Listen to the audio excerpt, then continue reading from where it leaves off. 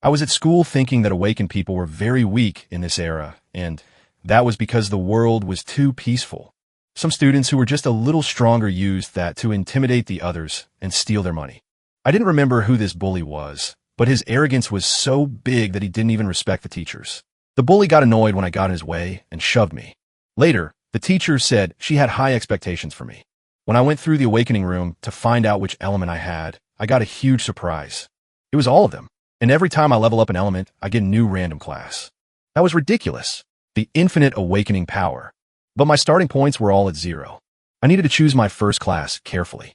So when I left the room, the other students accused me of taking too long inside. Teacher Hang was excited.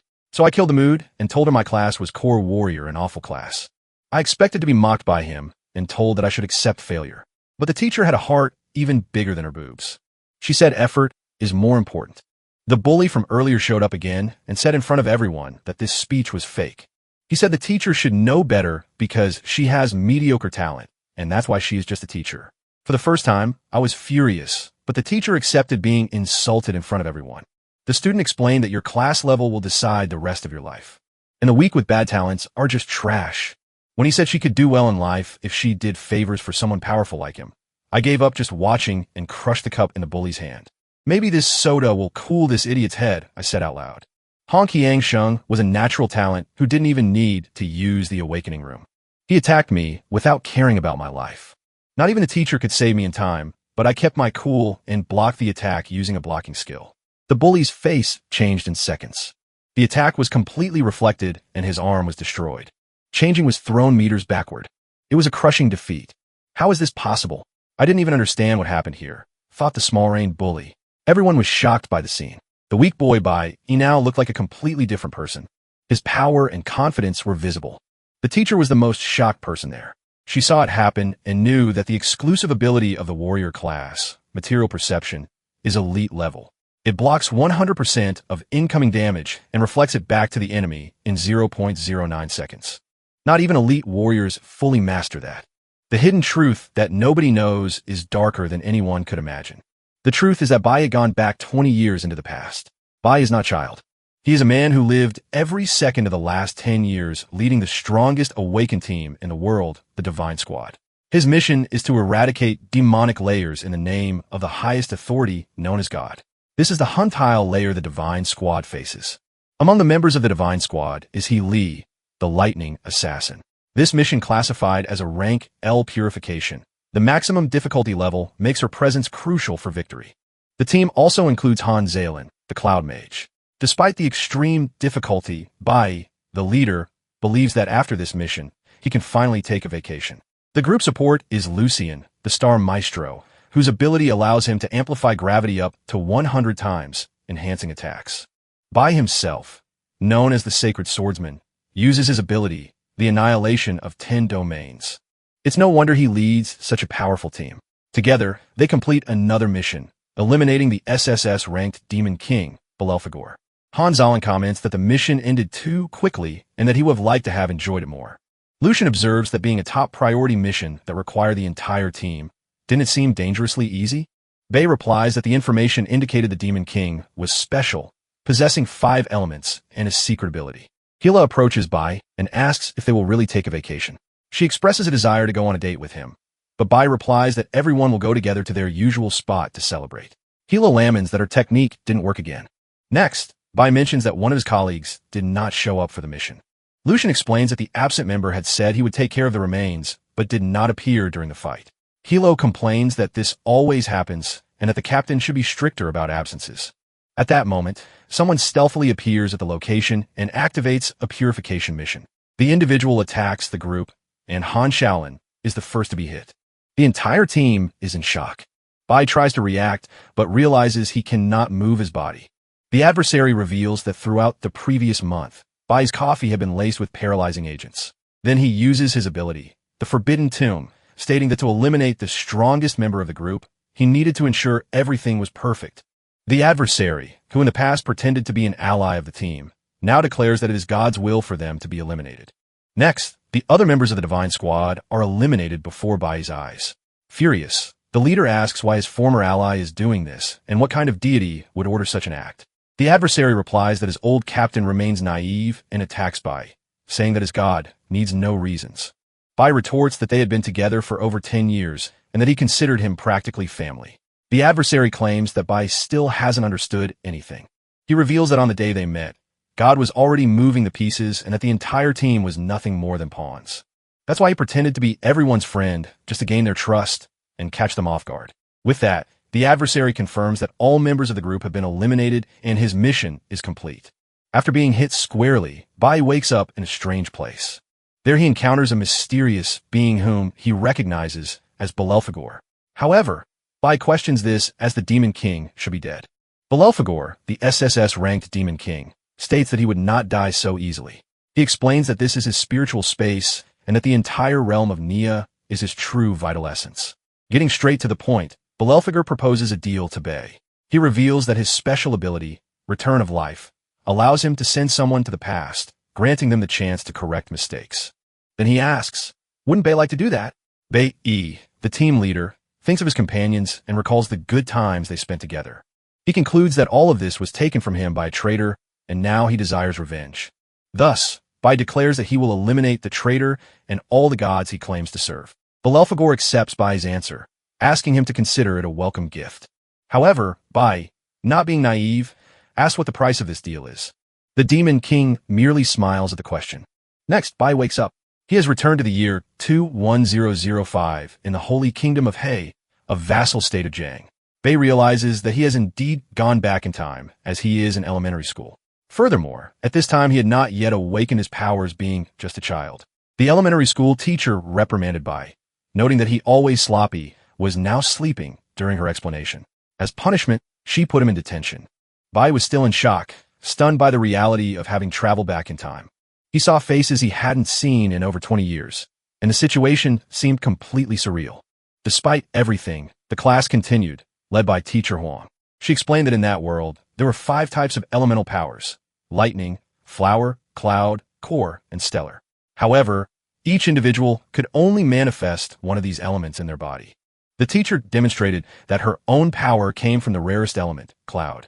Depending on how the element fused with an individual's body, powers were divided into 3 categories: combat, utility, and special. When the 5 elements were combined, they became even more powerful, as exemplified by the school's strongest guild. The teacher stated that her students stood out among billions of people for being potential awakeners, and for that reason, they were flattered since childhood. However, she warned that the real challenge began that day, as there were about 100 other classes of students with the same potential as them. Classes were divided into 4 qualities: dust, firefly, abyss, and celestial light, and each of them would have only one chance to awaken their class. That afternoon, at the moment of definition, the result of this process would determine each person's place in the world. As soon as the class ended, she announced that it was her class's turn to go through the awakening process. She advised them to remain calm to avoid getting hurt. For his part, Bai reflected that there were 2 known ways to awaken. The first was natural awakening, as it happened with Hong Chang'an. Generally, it happened to people with excellent constitution and talent. At some point of extreme emotion, the awakening occurred on its own. The second was through the awakening space room, a product of the intelligence of countless scientists. Inside, a person's adrenaline and emotions were intensified to the maximum. This induced awakening among potential candidates. However, each person could only awaken once, and the result was always random. Therefore, changing classes was also seen as the only chance to change one's destiny. After some students went through the process, it was Bai Yi's turn. He had before him the opportunity to select any quality, element, or profession, including the rarest and most special ones. Bai recalled the gift the Demon King had granted him. Now, he understood it was the power of infinite awakening. The system warned that after choosing the initial profession, all elemental bars would be reset, requiring a cautious decision. After making his choice, Bai finally left the room. So, he was humiliated by the bully and got angry when even the teacher with incredible proportions was humiliated too. He just defended himself against the senior student's attack. With just his defense, he dealt so much damage to the bully. To everyone's surprise, Bai revealed that he chose the core warrior profession because it already came with an initial sword of good attributes. To everyone's surprise, Bai revealed that he chose the core warrior profession because it already came with an initial sword of good attributes. After getting up, Hong Chongshan claimed that the boy had only been lucky, but guaranteed that it wouldn't happen again. Because unlike the brat, He possessed a truly powerful class, which placed him on a superior level.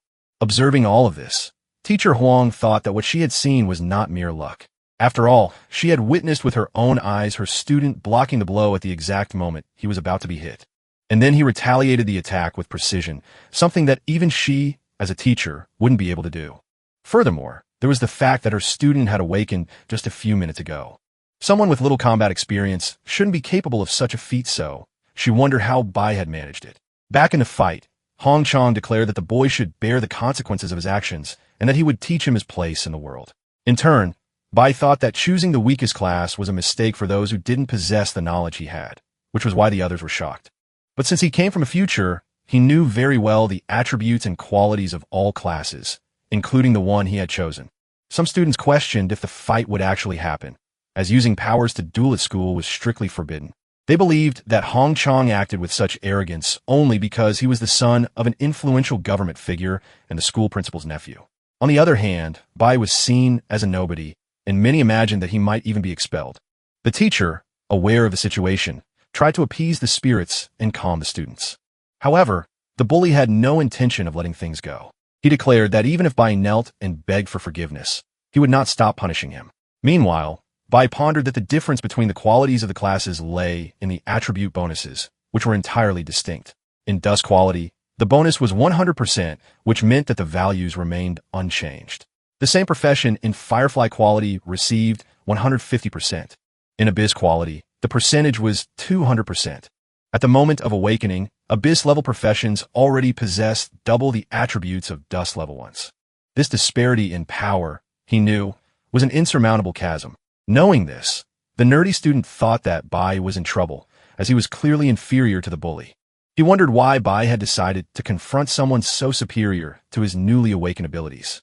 The student reflected that the society they lived in was full of people who stepped on others whenever they could. Thus, the way to survive this was by swallowing one's pride. For him, only those who knew how to yield could resist. Confronting head-on was the most foolish choice, as it only led the individual to be even more humiliated. Back to the fight, the teacher imagined that there was no way Bai could emerge unscathed. Although he had managed to block the first attack, now the opponent was applying much more force.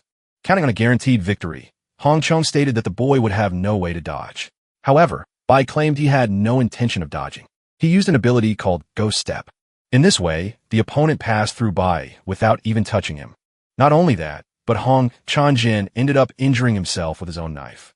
Even so, he blamed the protagonist, claiming that trash like Bai could not win. All the other students were confused. Even Bai's teacher couldn't explain what had just happened. The class representative, Chi-in, who was also nearby, noticed that Bai activated the warrior's impulse ability at the exact moment the opponent attacked. Soon after, he used the ghost ability to avoid being hit. Furthermore, with a single blow, he ended the fight and emerged unscathed. Chi-in concluded that Bai, in addition to completely mastering his class's abilities, also managed to apply them perfectly in real combat. Above all, he did everything without breaking the school rules, as it was the opponent himself who self-inflicted the injury. In turn, Bai realized that this fight earned him experience and that the more enemies he defeated from then on, he would receive points to use. However, he noticed that to evolve as he wished, he would soon have to clear some dungeons. Still irritated, the bully declared that the fight was not yet over and tried to strike the protagonist from behind. However, someone arrived just in time to stop him. It was Hong Ling, the school principal, and Hong Chang-sheng's uncle. He said that his nephew had already been shamed enough. As principal, he stated that everyone had already gone through the awakening that day and therefore should go home and rest. At that, the principal told Bai that the school had strict rules and that he should know that. However, Bai's mind was elsewhere as he realized that returning so far in time meant that all his friends were still alive. Furthermore, on the day of his awakening in his past life, something grand had happened. Because of this, he was furious for having forgotten that event. After all, it had been the most important thing until then. Bai ran off and left the principal talking to himself. Hong Ling, in turn, told the teacher to control her students better. Teacher Huang apologized, and the principal claimed that this time he would let it slide, but that it was better for it not to happen again. Once in his office, he was alone with his nephew. Hong Chong-shang claimed that that brat was lucky, otherwise he would never have lost. However, his uncle disagreed with that statement. He claimed that the instant Hong Chong-shang approached the boy, the latter activated an advanced ability called Ghost Step. Furthermore, in a fraction of a second, the boy aimed at the most fragile point of Hong Chong's body and completely broke his defense. Despite all this having been done with only basic abilities, the principal stated that even with 15 years of war, he doubted he could imitate what the boy did. Watching the fight, it seemed as if his nephew was a novice being humiliated by a professional player. Therefore, he stated that that boy was nothing like what they imagined. Speaking of the protagonist, he ran through the city imagining that besides his revenge, there was something very important he needed to do. As soon as he arrived home, he remembered what had happened in his past life. Now, he wanted to prevent everything from happening again, even if it meant risking himself to the fullest. Upon arriving home, Bai found his family. His father was in the living room watching television while his mother prepared food in the kitchen. Bai's father noticed that his son had arrived early. However, Bai completely ignored him, focused only on his mother. He felt a deep emotion seeing her alive, as it had been a long time since the last time. As he approached his mother, she communicated through sign language that she had prepared Bai's favorite spicy noodles. However, the protagonist expressed a desire to eat fish. His mother said the meal was already ready and asked if he couldn't leave the fish for the next day. Bai insisted, claiming he was very hungry. Then his mother said she would go out to buy the fish. Bai tried to go with her, but his father intervened, saying she could go alone. He questioned what was wrong with Bai, who was returning home without even greeting his father. The father reminded him that that day was supposed to be the boy's awakening, and asked if he had any good news to share. Bai's father, who was also an awakened, mentioned that he had even bought beer to celebrate with his son. Bai, however, explained that he had not awakened, as there hadn't been enough time for all students to go through the process. Annoyed, his father asked why he had returned so early. He claimed that the son of the great Lei had awakened a Firefly class, and like his father, had become useless. But as his son, Bai should at the very least awaken an Abyss class, as it had been with him in his time. The father added that he worked hard to support the family, and the least the boy should do in return was awaken something good. Then he asked once again what Bai's profession was. The protagonist insisted that he had not awakened. This, however, angered his father even more, and he broke a beer bottle over the boy's head. With his powers, the father was able to see his son's awakening and realized that Bai had awakened a dust class, one of the lowest. Furious, the old man asked what the boy had been doing at school to awaken something so inferior. Bai thought that his father had always been violent, someone who didn't know how to control his emotions. In the past, when Bai awakened, his father also became furious because he had awakened such a low class, and feeling ashamed took out all his frustration on his son. Bai's mother tried to protect him as always, but ended up being the target of the aggression. She absorbed all her husband's fury. After the incident, she suffered severe consequences and was never the same again. Bai carried the guilt for a long time, as on that day. He couldn't do anything to help his mother. But now, he thought he had an opportunity to do things differently. Although he wasn't as weak as in his past life, Bai knew that his father was a much stronger awakened. Defeating him wouldn't be as easy as dealing with the school bully. Annoyed, the old man hit his son while uttering malicious words.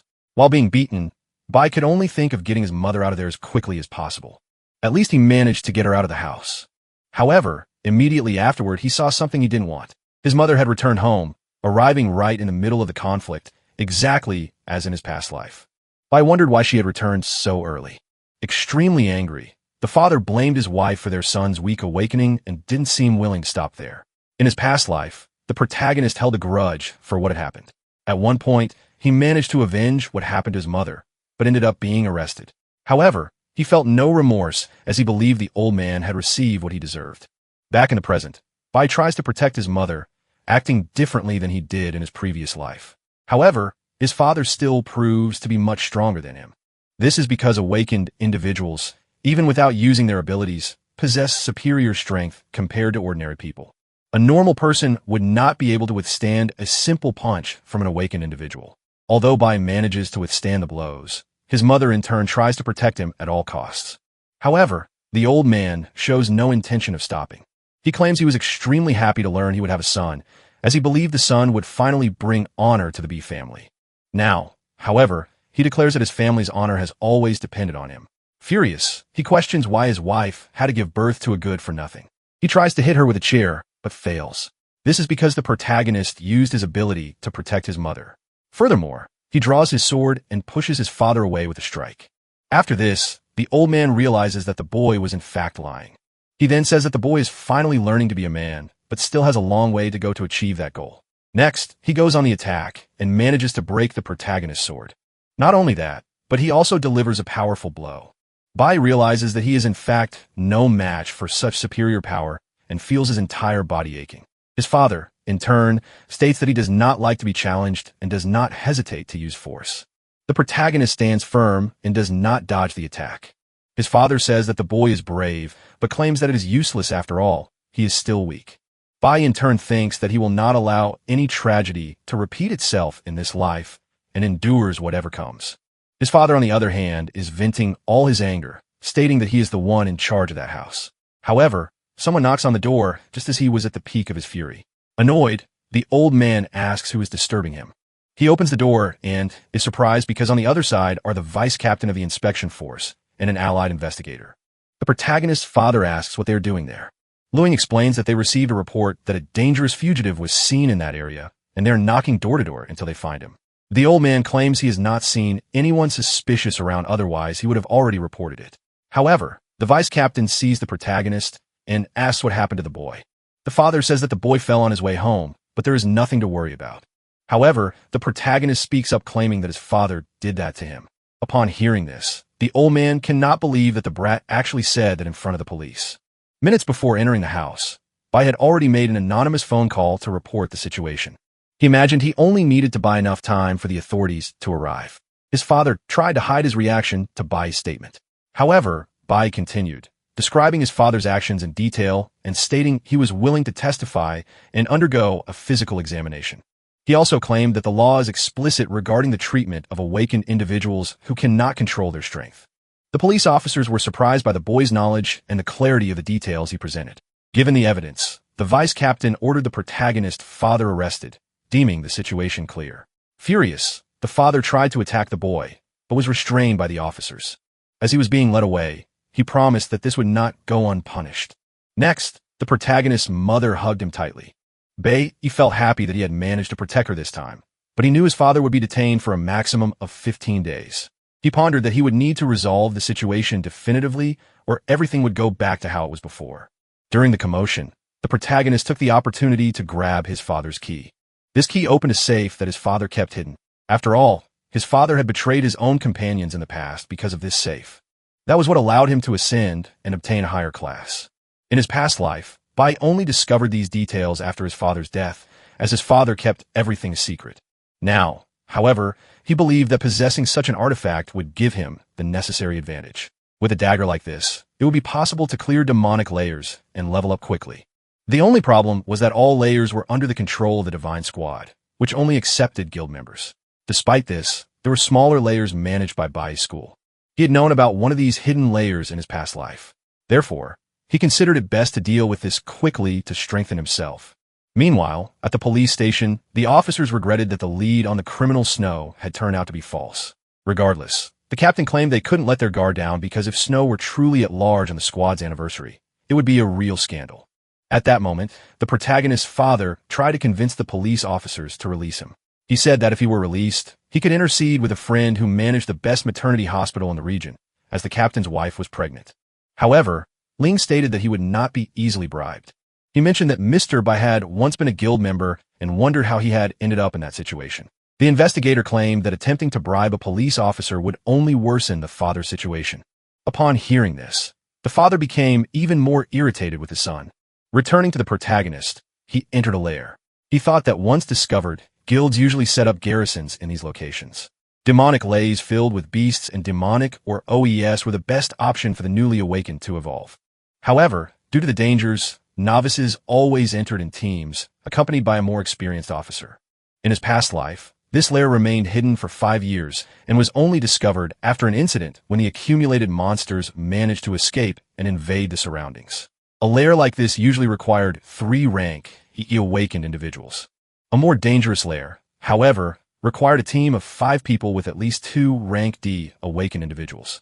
The protagonist hoped this lair would be rank F, as he would then be able to clear the area alone. He crossed the entrance, even aware of the dangers ahead. He thought there was no alternative but to evolve as quickly as possible. After all, for him, the greatest danger did not lie in a lair, but in his own home. Upon entering the lair, the protagonist realized it was a frigid dungeon. Therefore, there could only be cloud-type demons. He approached and realized he wasn't the first human to enter that place. he encountered an ice bear-type demonic beast, which was hibernating. The protagonist noticed that the place was more dangerous than he had imagined. To make matters worse, one of the beasts advanced upon, sensing his presence. At that moment, he realized that a mere snow wolf was stronger than him. Regardless, he knew he wouldn't leave without a fight. So, he tried to dodge enemy attacks to counterattack as soon as he found an opening. In this way, he managed to strike the wolf and achieve his first victory. Next, he realized that his father's hidden dagger was perfect for compensating for his lack of power. After all, it was an item that couldn't be bought on a market. Despite this, he concluded that he would need to eliminate about 20 wolves like that one to advance to the next level. And to move to the next rank, 10 more levels would be required. Then he saw the wolf pack approaching. He realized that the smell of blood had attracted them. Regardless, this was the group he needed to complete his task, so he wouldn't run now. The protagonist finds himself surrounded by wolves. Instead of retreating, he takes the initiative and goes on the offensive. He uses his agility to perform quick dodges and counterattacks with equal speed. His speed is so great that the wolves are unable to keep up with him. In a short time, he defeats his enemies. Finally, only the Wolf King remains, who is also defeated in a matter of seconds. With this victory, the protagonist ascends directly to rank D. However, he feels a deep exhaustion as his stamina is no longer what it once was. Furthermore, the protagonist considers that a dimensional backpack would be extremely useful because without it, many valuable items would have to be left behind. Most demonic layers are monopolized by guild squads, which makes evolving outside of them a considerable challenge for the awakened. For many, joining a squad becomes the only viable alternative. Schools for the awakened are managed by guild squads and function as a rigorous selection process. Most students dream of being selected. However, being expelled from a squad implies the impossibility of evolving again, as happened with the protagonist's father, who remained stagnant at rank C after his expulsion. Bai realizes that the cold is intensifying and that he is expending an excessive amount of energy. He decides then to speed up the process. He lures the wolves out of the cave. At the same time, he knocks down some nearby trees, using the environment to his advantage. However, by performing this maneuver, he inadvertently attracts the attention of a larger monster. A group of cloud serpents appears and manages to surround him. However, an explosion erupts right in front of the monsters. The protagonist assumes that with all this commotion, the larger monster must have awakened. He is not mistaken because immediately afterward, the hibernating bear awakens and appears right in front of him. Not only that, but the bear shows itself to be enraged and begins to attack everything in its path, including the other monsters in the dungeon. Bai takes advantage of the situation to accumulate points, exploiting the openings that arise. The protagonist observes that although they are strong, these beasts lack great intelligence. The bear in turn saved him considerable work by drawing attention to itself. Thus, Bai takes the opportunity to deliver only the final blow to the creatures. However, even with the bear's help, the task still proves exhausting for him. He decides, therefore, to speed up the process. He realizes that with such destruction, the area is considerably shaken. Therefore, he waits for as many monsters as possible to approach and then breaks the ice floor. Upon observing the scenario carefully, Bai noticed that he was on an ice bridge. Therefore, by destroying it, he not only secured some eliminations, but also created a strategic distance between himself and the monsters. Despite having defeated most of the monsters, one still remains. For this reason, he reserved his remaining energy to face the final boss. After all, every layer has a boss confrontation, and this one would be no different. However, the protagonist knows that in this location there is a monster even more dangerous than the bear. He imagines, however, that such a monster should have already manifested after so much commotion. In any case, he is now facing the bear. However, before he could act, Bai sees more ice approaching and realizes he was not mistaken. The monster was not hibernating. It was merely waiting for the most opportune moment to attack. It froze the bear and cornered the protagonist in a trap. Upon realizing the situation, Bai tries to escape. However, his foot is frozen, preventing his escape. He can no longer cross as the bridge has been destroyed. Thus, he realizes that he has fallen perfectly into the enemy's trap. And despite the lair being low level, the location is inhabited by an intelligent boss. Subsequently, he encounters the demonic sorcerer and his minions, the snow monkeys. Bai definitely did not expect such a turn of events, as he was placed in an extremely difficult situation to escape. Surrounded by the demonic wizard and his minions, the protagonist was in a critical situation. Frozen, Bai could not move and his body was rapidly losing energy. At that moment, the wizard ordered one of his monkeys to attack. Bai remained completely still as there wasn't much he could do. Then he was attacked by the monkey. However, Bai used the attack to his advantage. The monkey's blow broke the ice that held him. Although he used his powers to protect himself, he still emerged wounded as he wasn't at 100% of his energy. In any case, Bai realized that it would take some time for the wizard to conjure another powerful spell. Therefore, he concluded that he should defeat him before that happened. However, the already precarious situation worsened with the appearance of a bear. The protagonist thought that if it was already difficult before, with the help of reinforcements, the enemy had become even stronger. Furthermore, Bai's vigor was extremely low. All of this combined drastically reduced his chances of victory. Even so, he continued fighting, but he realized that he wouldn't last much longer as his strength was depleting. He dodged attacks as best he could. However, the environment was so cold that a large part of his energy dissipated just to keep his body warm. To make matters worse, the wizard kept attacking and summoned an ice storm. Bai noticed that the wizard's cool down time was faster than he had imagined. In his past life, he had faced all kinds of situations, and through these repeated challenges, he had developed a keen perception for recognizing opportunities. But now Bai realized he only had two options: stay and continue fighting to his limit, which wasn't very viable, as the chances of victory were practically zero, or flee while he still could. Given this, the protagonist ran towards the abyss. Before falling, he ended up being frozen. Even the wizard was surprised to see that Bai's plans involved using the ice to cushion the impact of his fall, and with that, he went straight to the bottom of the abyss. Meanwhile, at home, Bai's mother thought he was sleeping in, but she was surprised to find her son's bed empty. The protagonist had left a note saying he had gone to a friend's house. However, his mother knew him well and thought that if it were true, they wouldn't need to leave a note, as he could have spoken to her directly. She realized that ever since he had arrived home the day before, he seemed like a different person. Therefore, she wondered what had happened to her son. Returning to the protagonist, he thought that when the ice bridge broke, nearly 100 demonic beasts fell with it. At that time, he had only leveled up 3 times, which meant that about half of the beasts died, while the other half were still alive even after the fall, thinking there would be a river at the bottom of the cliff. He decided to take a risk and therefore jumped. However, even though he survived, he still took damage and thought he might have pushed himself to his limit. As the protagonist felt on the verge of defeat, something unexpected emerged to worsen his situation. A saber-toothed tiger known as Lord Glacial found him. In that instant, Bai recalled the past, the moments of camaraderie with his friends. Moments he had left behind when he returned and started from scratch. The only advantage of that choice was being able to see his mother again. However, this fragile reality was about to crumble. If he perished now, his father would return home, leaving his mother completely vulnerable. Furthermore, Bai would not achieve his revenge against the traitor who annihilated his team. He refused to succumb in that way. He needed to act, even if it meant overcoming his own limits. With determination, he grabbed one of the tiger's fangs, swearing to himself that he would not allow history to repeat itself. Bai gathered all his strength and with a precise blow defeated the tiger.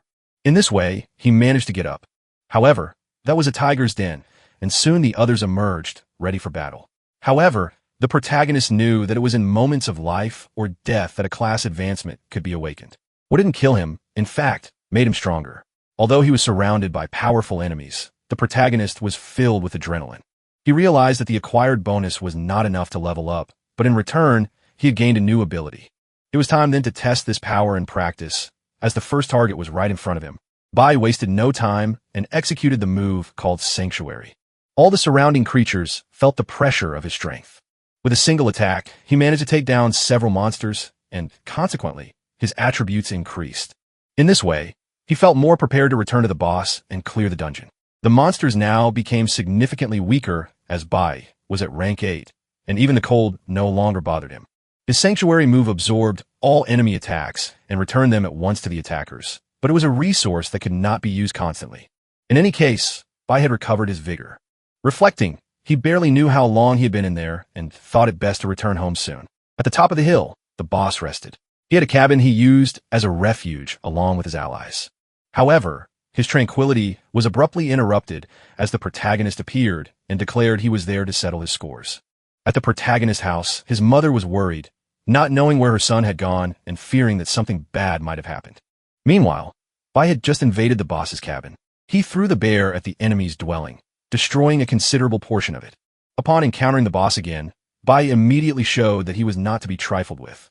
The enemy, however, was unfazed and ordered his servants to attack Bai. This time Bai was visibly stronger. He not only defended himself, but also attacked and eliminated the enemies with ease. Annoyed, the sorcerer launched an ice storm at him. However, unlike the first time, Bai was immune to the attack and was not frozen. Realizing the ineffectiveness of his magic, the sorcerer resorted to other measures, summoning more monkey minions. However, Bai was determined to defeat him as he knew this victory would allow him to reach rank D. Attacking with greater intensity, he managed to hit the hand the enemy used to cast spells, preventing the mage from continuing his magic. With the mage vulnerable, Bai attacked to eliminate him once and for all. In this way, he gained a lot of experience and advanced to rank D. Furthermore, he noticed that he had accumulated enough cloud elemental energy to earn a bonus. This meant he had acquired a new red class profession, being able to switch between them at any time. He also obtained good items from the monsters and gained more space in his inventory. Even after defeating the dungeon boss, Bai decided not to leave before eliminating all remaining monsters. He took the opportunity to test his new ability before leaving the cave. Sometime later, Bai's mother was still worried at home until he finally returned. She was already believing that something bad had happened, but Bai entered, apologized for the delay, and showed that he was fine. Immediately, his mother hugged him. To console her, Bai said he had a proposal and asked her to listen to what he had to say. As soon as he reunited with his mother, Bai suggested they move to a better place. He had collected valuable items in the dungeon and knew he could get a considerable sum by selling them. Bai presented one of the stones to a buyer. The buyer appreciated the item, but considered Bai's initial price quite high, arguing that a stone of that type wasn't worth so much. After some negotiation, they both reached an agreement. With the money obtained, Bai imagined he could rent a much more suitable place to live. He recalled that in his past life, his mother had never had a single day of peace. Now, he wanted to act differently and provide her with the utmost comfort. Bai managed to secure a good rental agreement, ensuring them a decent place to live. Seeing his mother so happy, he realized it had been a long time since he had last seen her smile. With the housing issue resolved, Bai decided to focus on strengthening himself. He knew that his father, even incarcerated, still posed a threat. He needed to resolve this issue before embarking on a new journey. He managed to craft a bracelet with a magical stone, believing it would help him fulfill his purpose. Far from there, a group of adventurers entered a dungeon. One of the members praised the leader's performance. The leader's sister offered him water and suggested a break. However, the leader refused, stating that they needed to go to the demonic lair to train while there was still time. The leader, named Ding, believed that no one would surpass him in the simulated combat test, as he considered himself a true genius. Meanwhile, a woman analyzed the list of awakened novices. She noticed that none of them had reached the gold level class that year. Consequently, she concluded that there would be nothing exciting during the simulation. Back to Bai, he woke up in his new apartment and found breakfast prepared by his mother. Bai asked why his mother hadn't woken him up. She replied that she hadn't had the heart to wake him, as he seemed very tired. She added that occasionally being late for the sake of sleep and food wouldn't hurt. Bai himself realized that indeed it had been a long time since he had slept or eaten so well. His mother asked if he needed any new books or toys. Bai questioned why his mother wanted to give him a gift for no apparent reason. His mother explained that it wasn't without reason, as his birthday was approaching. At that moment, Bai remembered his birthday. He had forgotten the date because he hadn't celebrated it for so long. While eating, he reflected on the matter. However, he concluded that he didn't need presents as he already possessed everything he desired. His only true goal was to achieve his long-desired revenge. After the weekend, the students returned to school. The teacher announced that it was time to train for the simulated combat. He added that as the school was subordinate to the Divine Guild, they would be under constant observation. The simulated combat was the first stage where everyone presented themselves after awakening, functioning as the final assessment of elementary school and would be broadcast live. Furthermore, whoever excelled would have the chance to participate in the training journey alongside advanced high school students. This journey represented the fastest way to get closer to the Divine Guild. The school gathered the best elementary and high school students to travel to the sacred country where the Divine Guild's headquarters were located. Upon hearing this, Bai recalled that it was in that place he had met his old master. However, it was also the place where the traitor had been born. Nevertheless, they never got to know each other, as the traitor joined the squad much later. In any case, Bai realized that if he wanted to meet them again, he would need to excel in this assessment to be admitted to the advanced training journey. Bai might be the only one motivated by revenge. But he wasn't the only student aiming for victory. Noticing the general excitement, the teacher announced the start of the test. He explained that the first stage would be physical conditioning. The students should enter the gravity room and perform 10 sets of zigzag running. While the others competed to be the first to enter, Bai made a different decision. He informed the teacher that he would not like to use that room. The professor was surprised by Bai's request. However, he warned that despite Bai's talent, it did not exempt him from evaluation. Bai, however, clarified that he was not running away, but rather seeking a different type of evaluation. The professor then questioned if Bai was implying that his teaching method was inadequate. Bai argued that physical preparation was important, but its usefulness was restricted to specific classes. He suggested that mages and sorcerers would benefit much more from training in an elemental room, as each class required special attention. Upon hearing this, Qian realized that the method described by Bai was identical to what instructor Dong Yang from the Divine Squad had suggested. However, this was very recent information which she only knew through her father. Qian wondered how her classmate could have access to such knowledge. Contrary to what the other students expected, the professor was not annoyed with Bai.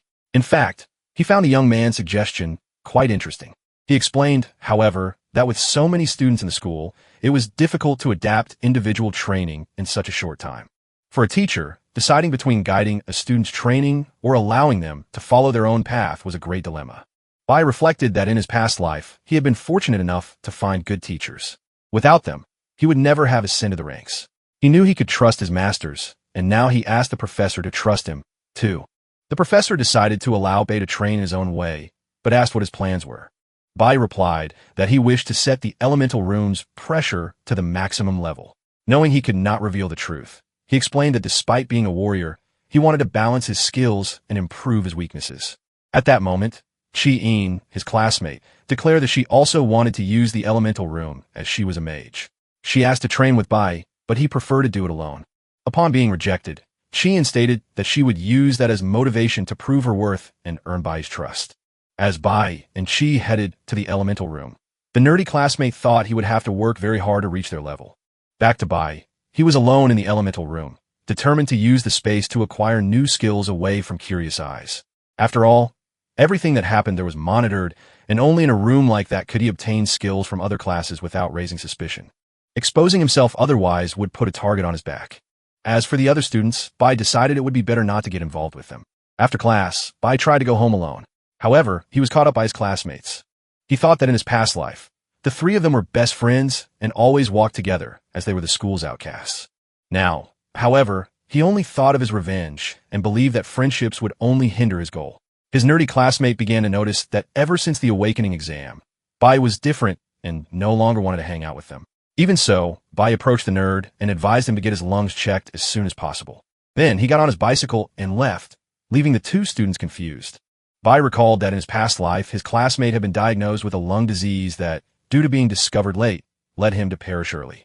The nerd in turn felt that although Bai had changed his behavior, there was still something good coming from him. The scene shifts to the sacred realm, specifically to a novice training ground. One of the veterans comments that he heard a new recruit from the Divine Squad has been showing remarkable performance. Facing the recruit, he asks if it's true that the young man broke all records. The recruit, who is actually the protagonist enemy, replies that Lord Donyang is exaggerating as he is only there to formally introduce himself. Turning to Bai, he asks his mother to avoid going out at night, explaining that from now on, he will do the shopping on his way back home, so she doesn't have to worry. Bai reflects that he needs to ensure his mother's safety in a stable environment as quickly as possible because he knows what is about to happen. Meanwhile, in the prison where Bai's father is being held, he devised a plan with the canteen leader. He bribed him to gain an advantage and negotiated a way to escape from prison. The next day, Bai is at his school. He is progressing in his mage class and can already manipulate elemental force to his advantage. His friends try to interact with him, but Bai continues to ignore them. He tells them that instead of wasting time with him, they should train to become stronger. In a way, they interpret these words as encouragement. In turn, the nerdy classmate decided to follow Bai's advice and went to the school infirmary. The doctor in charge soon detected the boy's lung disease and advised him to schedule surgery as soon as possible. Upon hearing this, the nerd wonders how Bai knew about his condition. After all, he himself had no idea of his condition, and if it weren't for Bai, he wouldn't have discovered it so soon. After the consultation, the nerd overhears a suspicious conversation in the school corridors. One of the boys comments that Chanjin cheated again and has already risen to rank 4, reaching first place in the evaluation. After all, he possesses a private dungeon to evolve. They also recall the boy who provoked Chongshan recently. They claim that Chongshan plans revenge against the novice and is about to set up an ambush. After all, a spoiled boy would not accept being humiliated without retaliating. Furthermore, he is armed and intends to carry out his plan outside the school so as not to suffer any kind of punishment. Upon hearing everything, the nerd ran to warn Bei. He imagined that outside of school, no one could interfere with a revenge plot. He feared that even if Bai was strong, he could be caught by surprise and incapacitated before reacting. Although he always avoided conflicts, this time the nerd decided not to be a coward. He headed to the school's armory and broke the chains. His hope was to compensate for his lack of skills with a magical weapon. To protect a friend, he was willing to suffer the consequences. However, he was surprised to be discovered. Chien appeared and asked where the boy thought he was going with a stolen weapon. The nerd replied that he needed to save Bei. At this, Chi became confused by the information. Meanwhile, the protagonist Bai was returning home and entered an alley with his bicycle. Since leaving school, he had noticed he was being followed and told Hong Chang-shang to stop hiding. Then, the bully Hong Chang-shang revealed himself and declared that he would finally settle the score for what happened last week. Bai asked if he was truly confident that the outcome would be different this time. His opponent replied affirmatively and launched an attack, stating that no amount of training would protect the protagonist from his blow. To Hong Chang-shang's surprise, Bai managed to defend himself without any difficulty. The opponent questioned if this was really happening, as he hadn't imagined he would be defeated by Bai again. In turn, Bai replied that his opponent hadn't been the only one to grow stronger. Bai thought there was something Hong Chongzang hadn't noticed the first time they fought. But at that moment, Hong Chongzang finally understood that Bai was far above his level and he would never be able to catch up. Hong Chongzang, still in shock, asked Bai how he had managed to level up so quickly. He himself had trained intensely outside of school, dedicating himself to the fullest, and even so, he had barely achieved the expected results. Therefore, he couldn't understand how a boy without the same resources could have progressed more than him. In response, Bai stated that the spoiled boy didn't know the true meaning of effort and questioned if he had ever died in his life. Frightened, Hong Chongzang asked if Bai intended to eliminate him once and for all. The protagonist replied that although he didn't like being pursued, he didn't hate the spoiled boy. He added that instead of preparing a decent ambush, he preferred to act alone, believing that would be enough to win. Annoyed, Hong Chang-shang declared that if the protagonist didn't eliminate him at that moment, he wouldn't give up on defeating him and that they would soon meet again. At that instant, the protagonist's classmates arrived at the scene. However, they realized that Hong Chong had already been defeated. Bai then told his opponent that he had a proposal for him. He stated that he could show him a path to become stronger and faster. But for that, Hong Chong-shang would have to offer something in return. Sometime later, back at school, the teacher announced the end of the training week and that the combat simulation was about to begin. However, before that, he issued an important warning. Despite being called a combat simulation, the place they were going was a real demonic lair.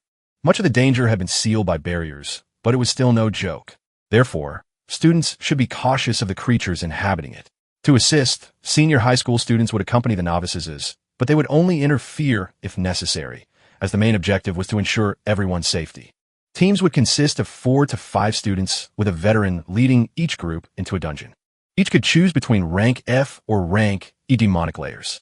However, those who were not prepared should not face the more difficult challenge, as they risked losing credits in addition to failing the mission.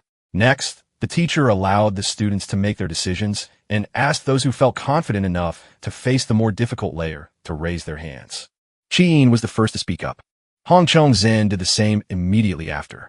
The teacher informed them that out of 180 students, only 8 had accepted the rank LA challenge.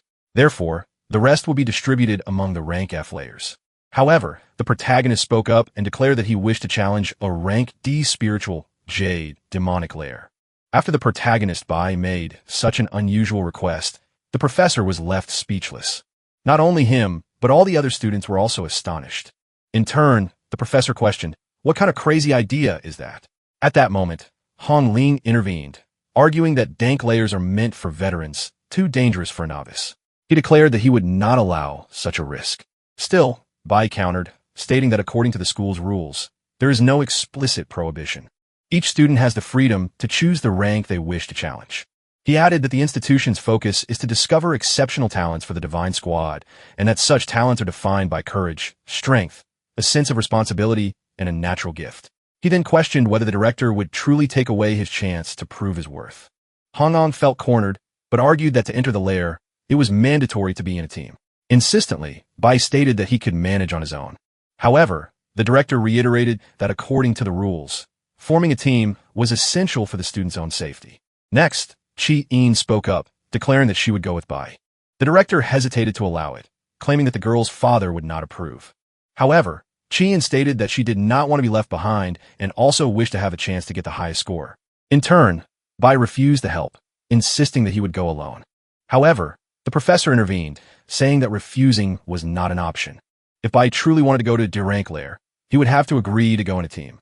Now, a veteran was missing, but the professor didn't know who he should send along until a student spoke up, stating that someone needed to do it and offered to accompany the novices.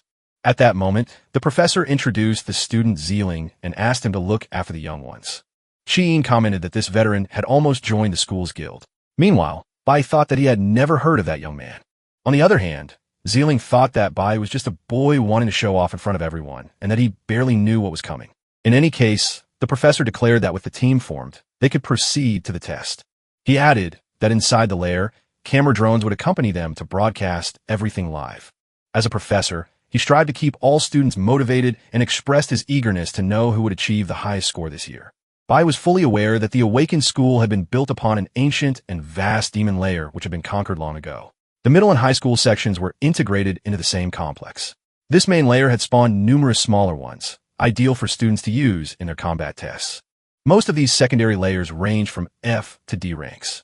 The moment a student entered the instance, the combat simulation officially began. However, all the action was broadcast live, and every moment was recorded.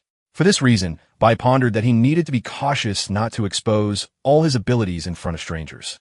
In any case, the spiritual Jade Demon lair was his main target. Once inside the lair, Zealing stated that he would protect the others as he had faced a place like that before. Chi-in asked if the monsters in that place were truly strong.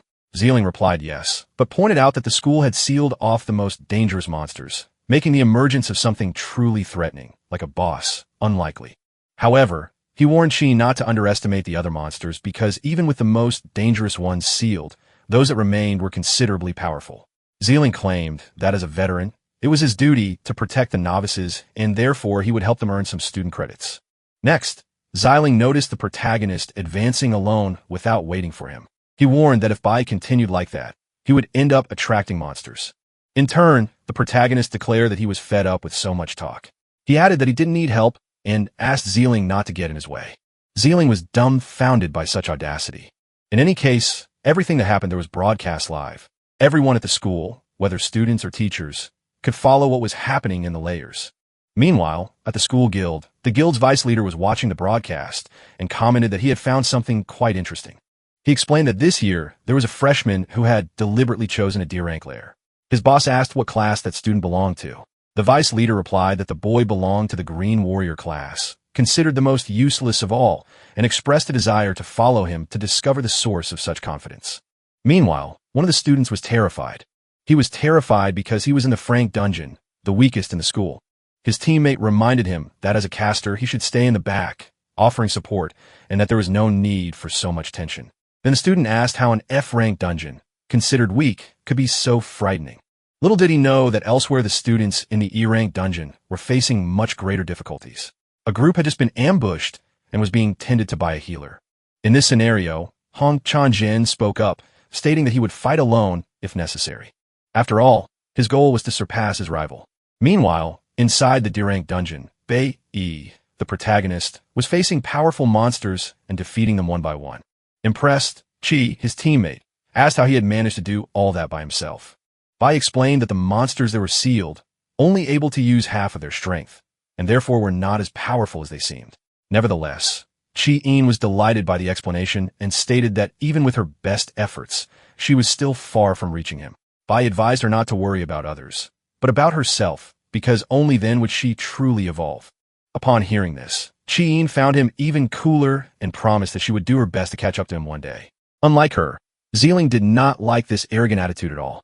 He stated that both of them were in a D-ranked dungeon and warned the protagonist about the dangers, advising him not to boast excessively. He added that the boy had only beginner's luck, but that if he cooperated, he could receive some tips from a senior. For his part, Bai completely ignored the older student and instructed Chi to take care of the monsters on the right. While he headed to the left, he proceeded towards his objective, leaving the senior talking to himself. Bai informed his teammate that the monsters on the right seemed weaker and asked if she could handle them alone. He explained that this simulated combat served to test each person's individual skill, so she would have to start acting if she wanted a good grade. Chien understood and said she would do her best. While the two were getting organized, the senior was fuming with rage.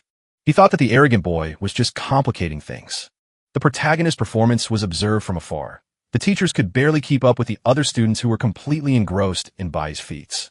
By this point, everyone already knew that Bai himself had requested to be sent to an F-rank dungeon. Observers noted that Bai had directed Chi-in to the opposite side. Realizing that the girl, being a flower type, could effectively deal with monsters of the same category, Bai's teacher understood that the young man knew exactly what he was doing and concluded that indeed he was not boasting without reason.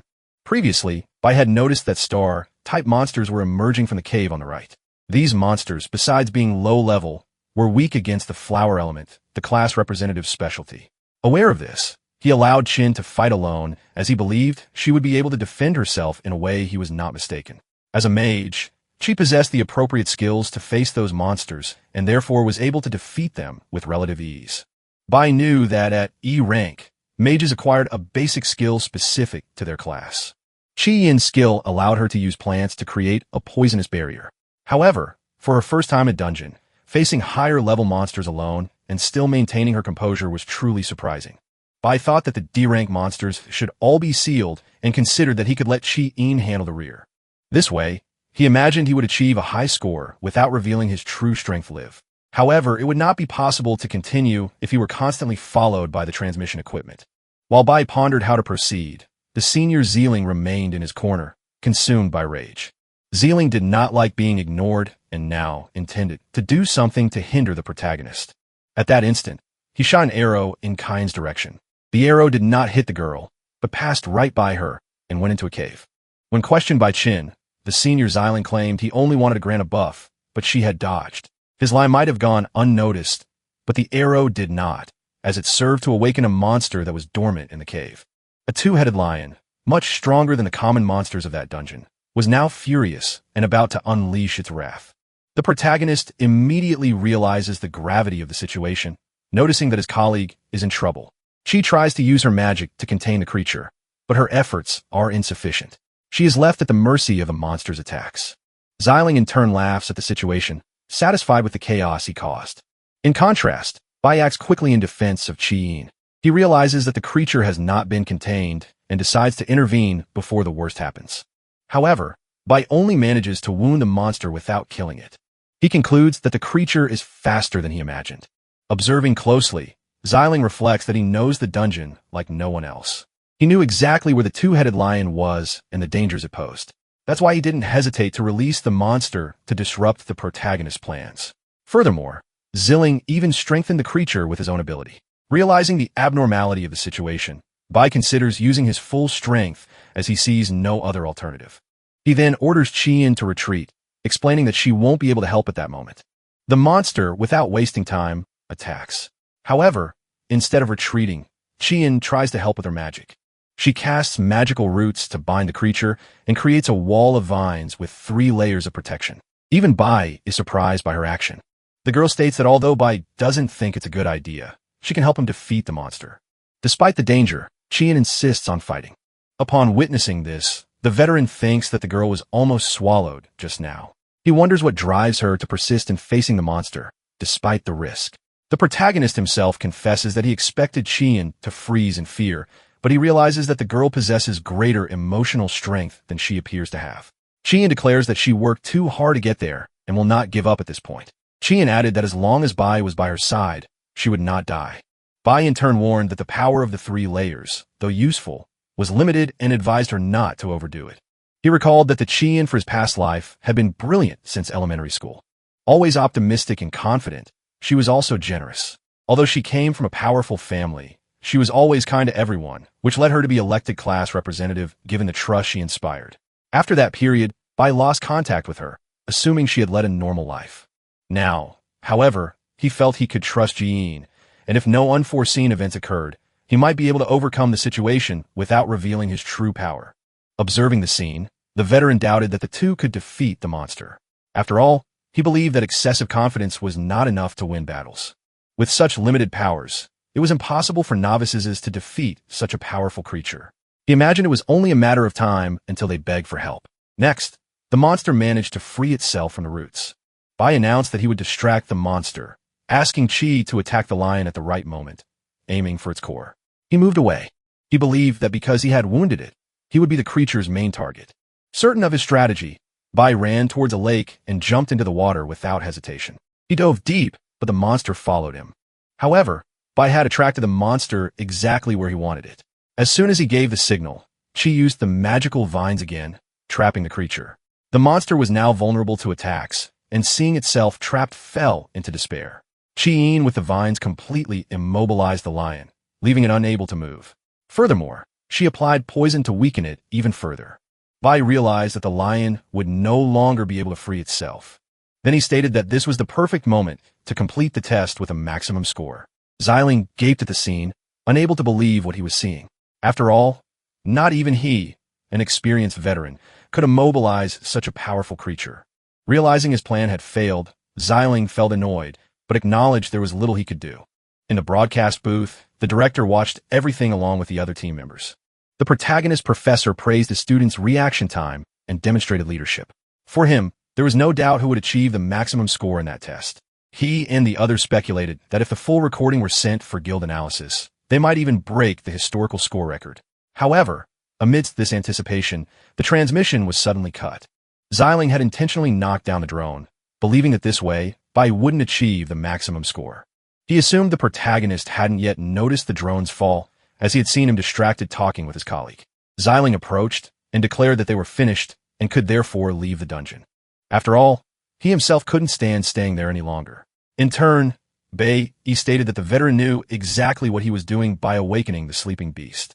Xiling claimed that wasn't the case, as he was just trying to give the girl a bonus, but she dodged. However, the protagonist retorted that as a veteran archer, Xiling should have come up with a more convincing excuse. Qian agreed, saying that made sense, and that she now understood why the veteran hadn't managed to join the school guild. Annoyed, Xiling asked if he was being accused of something. The protagonist stepped forward, protecting his colleague. Even annoyed, Xiling knew he couldn't act rashly. However, he declared that it wasn't over yet and promised to see them again. On the way out of the dungeon, the protagonist spotted the destroyed drone. Qian began to realize that the veteran had only served to sabotage them. However, instead of lamenting, the protagonist saw an opportunity. He claimed that he now had the chance to do what was left since no one was watching. His colleague asked what that meant. In response, the protagonist led her to the previous portal. He asked the class representative to keep what had happened a secret, but he believed that even if she told, no one would believe her. Confused, Qian asked what he was talking about. In his last meeting with Hong Chan-jin, the protagonist had requested an item, the demonic stone necessary to break the seals the boy's uncle guarded. With that stone in his possession, the protagonist had everything he needed in place and could now undo the dungeon seal. Qian didn't think that was a good idea. After all, it was a rank D dungeon, and breaking the seal would release Hyle beasts all at once. The protagonist knew this very well and was counting on that situation.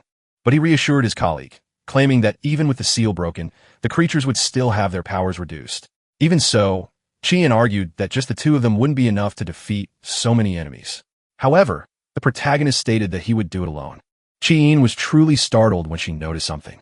She saw that the protagonist had suddenly changed to the mage class and asked how he had done that.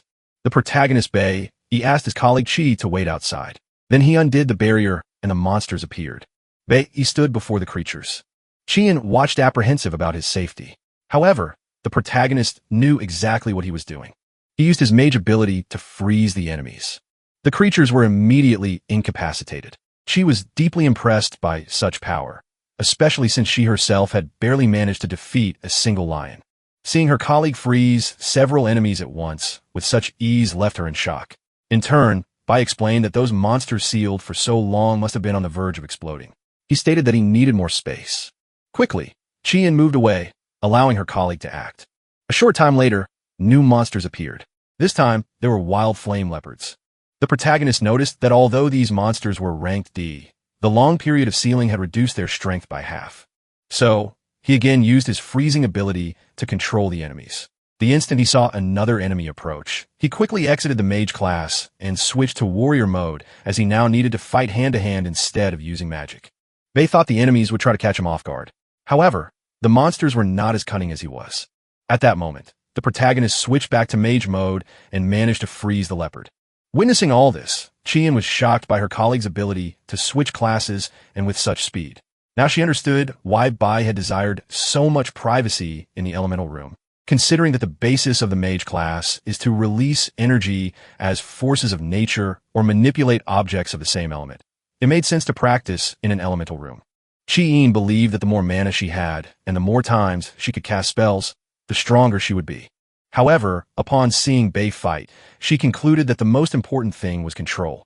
Elemental power coming from nature is raw, wild, and difficult to master. Only by completely mastering one's own elemental power can one create more varied movements. He could use a basic ability in so many different ways that it was impressive. Not only that, but Chien realized that unlike her colleague possessed total mastery of the mage class.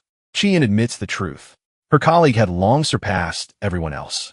Instead of frustration, she feels even greater admiration. Soon after, an even more powerful monster emerges, a level 15 infernal mammoth. The protagonist, however, is not surprised as he had already anticipated such a challenge. He prepares for battle, switching to the warrior class. He imagined that what he was looking for would be with that mammoth. Next, he strikes the mammoth on the head. Bai considers that after being sealed for so long, the mammoth would be more vulnerable than usual, which explained the ease of strike. Even so, a monster of such magnitude would not succumb to a single attack. Thus, the protagonist continues his attacks until he completely defeats the enemy. In the heat of battle, he invokes an ability. This power is known as Sanctuary. With it, his strikes are amplified. In this way, not only the mammoth, but also the other enemies are defeated by the protagonist. He then receives all the bonuses for the victory. However, what truly matters is not the reward, but rather the item the mammoth dropped. It is the king's reply stone, a pair of jade stones with a special function. In addition to the item, the protagonist mage class ascends to rank D. However, he now faces another challenge. His teammate still remains in a state of shock. The protagonist approaches her and asks if she remembers their agreement. Although visibly disoriented, Chien harbors no ill intentions. After all, she also leveled up just by being part of Bai's team. Meanwhile, outside the dungeon, the teachers are in a panic. The camera monitoring the most important student stopped working, and they fear that the dungeon seal has broken. One of the teachers finds the veteran student who was supposed to be accompanying the novices and questions why he is there alone. However, the teacher concludes that there is no time for inquiries. If the seal has truly broken, everyone needs to head to the dungeon urgently. Witnessing the situation, Zeeling thinks it would be beneficial if the seal did break, as that would mean the end of the arrogant student. In a state of desperation, the teachers and students enter the dungeon. However, they encounter the two students, Bai, and Chien, safe and sound. In turn, the protagonist asks the teachers why they came to the dungeon. The teacher explains that due to the energy fluctuation, they believe the seal had broken. Now, however, they realize that it was all just a misunderstanding. A little before leaving school, Zeeling sought out the student guild's vice captain, looking for a spot on the team. However, the vice captain informed him that someone else had already been selected to fill the position. Zeeling, the veteran student, obviously fell into despair. After all, he believed that this spot belonged to him and did not understand the reason for his rejection. At that moment, the guild captain speaks up, claiming that a more talented person had been found. Her name is Hill, and she states that Bai is more interesting than any other student. On the same day, in another location, inspection team investigator Chen Wu, the same person who assisted in the protagonist's father's arrest, talks with the protagonist's father outside the prison, claiming it was difficult to get him out and asking him not to get into any more trouble.